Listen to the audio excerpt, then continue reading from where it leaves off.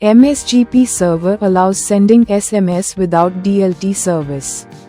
Functioning as a phone server, it supports Python, Django, Android, and more languages for sending SMS through our API. Open your favorite browser, type MSGP Server. Tap on the first website link at the top of the search results. Scroll down to find Facebook, YouTube, Gmail, or access the latest app updates, latest videos, information, or the Contact Us section. Tap Google Play Store or Download app. Download. Download anyway.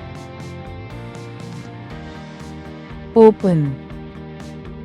Install. App installed. Done or open. Open MSGP Server on your Android device. Allow permission to send and view SMS messages. MSGP Server has been successfully installed on your device. How to log in, sign up, and add a server will be explained in a separate video. Please follow the link in the video description. Good luck with your project, and thank you for watching.